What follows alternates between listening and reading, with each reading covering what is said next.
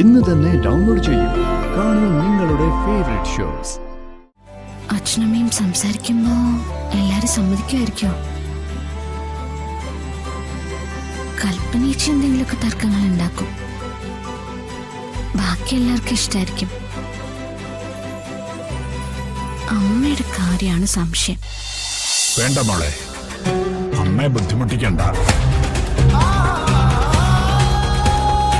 തിരുമേനി, തെറ്റ് പറ്റിക്കഴിഞ്ഞാൽ അത് തിരുത്തണം.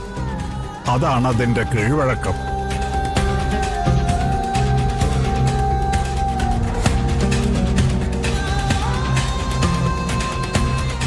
എന്റെ മകനെ ഞാൻ ഒത്തിരി വേദനിപ്പിച്ചിട്ടുണ്ട്. അത് യാഥാർത്ഥ്യം അറിയാതിരിക്കുമ്പോഴായിരുന്നു.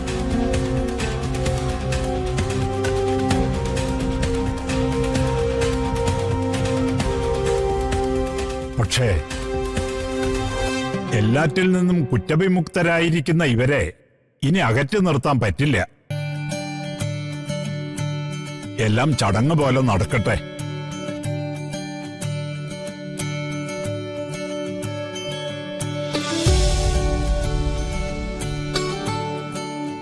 ഞങ്ങൾ എല്ലാവരും കൂടി ഒരു ദിവസം ആറ്റുവാശ്ശേരിയിലേക്ക് വരാം. വന്നിട്ട് ബാക്കി കാര്യങ്ങളെല്ലാം തീരുമാനിക്കാം. എന്താ പോരെ? സന്തോഷമായി. എന്നെ യശോദയെ സംബന്ധിച്ചിടത്തോളം ജീവിതത്തിൽ ഇനി ഒരു കരുതലേ ഉള്ളൂ. ഞങ്ങളുടെ രാധിക മോള്.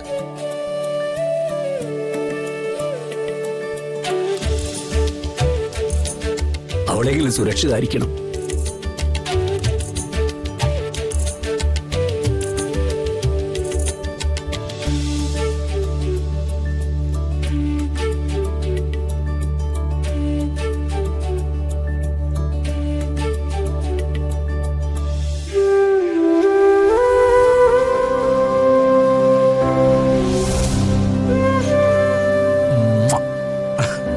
ഇതെന്താടാ?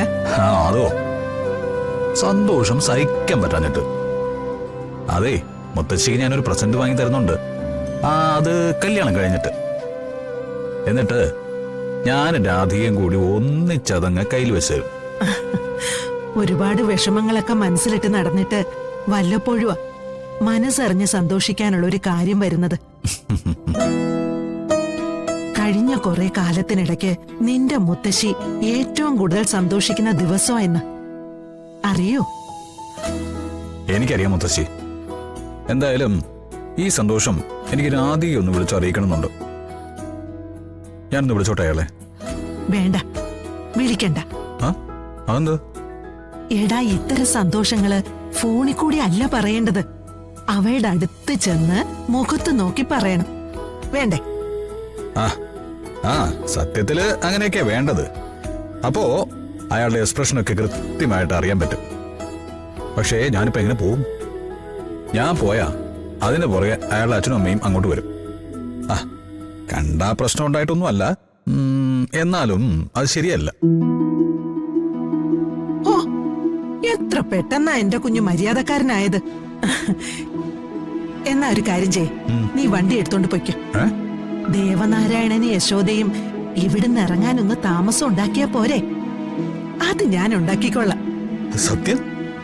നിന്റെയൊക്കെ കൂടെ നിന്ന് ഇത്രയും എത്തിക്കാമെങ്കിലേ അത്രയും കൂടി ചെയ്തു തരുന്നതുകൊണ്ട് എന്താ? പിന്നെ ചെല്ലുമ്പോ അവിടെ സുകുമാരിയമ്മ ഉണ്ടാവും. അതുകൊണ്ട് സൂക്ഷിക്കണം. കണ്ടായപ്പോ എന്താ കുഴപ്പം? അങ്ങോട്ട് കൊന്നു കളഞ്ഞാലോ? ഒന്ന് അടങ്ങടാ. ഒരു കൊലക്കുറ്റത്തിൽ നിന്നും രണ്ടാളും ഇപ്പൊ പുറത്തിറങ്ങിയതേ ഉള്ളൂ. പിന്നെയാ സുകുമാരിയമ്മയുടെ കാര്യം. സുകുമാരിയമ്മയെ കണ്ട നീ ഒന്നും പറയണ്ട.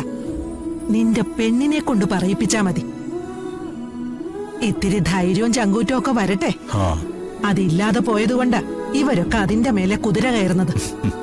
എന്നാ ഓക്കെ മുത്തശ്ശി, ഞാനേ പോയിട്ട് വരാം. എടാ, അവളോടെ എന്റെ അന്വേഷണം പറഞ്ഞേക്ക്. അധികം വൈകാതെ മുത്തശ്ശിയുടെ കാര്യങ്ങൾ നോക്കേണ്ടി വരുമെന്ന്. അതെങ്ങനെയാ മുത്തശ്ശിയുടെ കാര്യങ്ങൾ നോക്കുന്നത്? ഞാൻ വിവാഹം കഴിക്കുന്നത് എന്റെ കാര്യം നോക്കാനല്ലേ? ഉവ്വ് അപ്പോഴേക്കും തുടങ്ങി സ്വാർത്ഥത.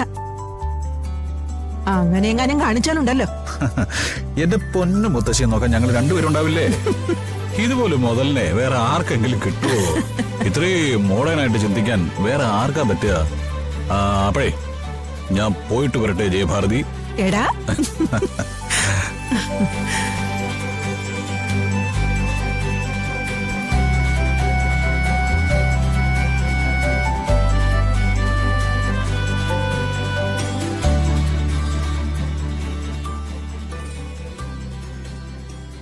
ദൈവമേ, എല്ലാവരും കൂടി ചേർന്ന് എന്റെ പ്രിയങ്ക മോളെ ഇല്ലാതാക്കി.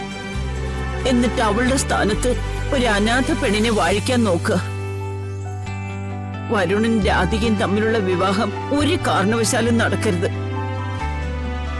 ദേവനും യശോദയും അവിടെ നിൽക്കുമ്പോ അപ്പൊ തന്നെ എന്തെങ്കിലും ഒരു കാരണം അവിടെ സംഭവിക്കണേ.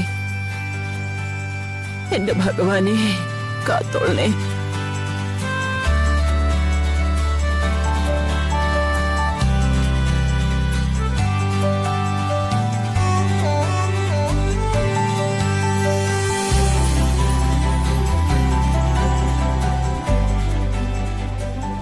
അച്ഛനമ്മയും സംസാരിക്കുമ്പോ എല്ലാരും സമ്മതിക്കുമായിരിക്കോ?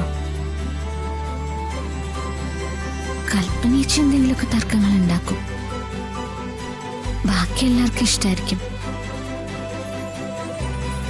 അമ്മയുടെ കാര്യമാണ് സംശയം.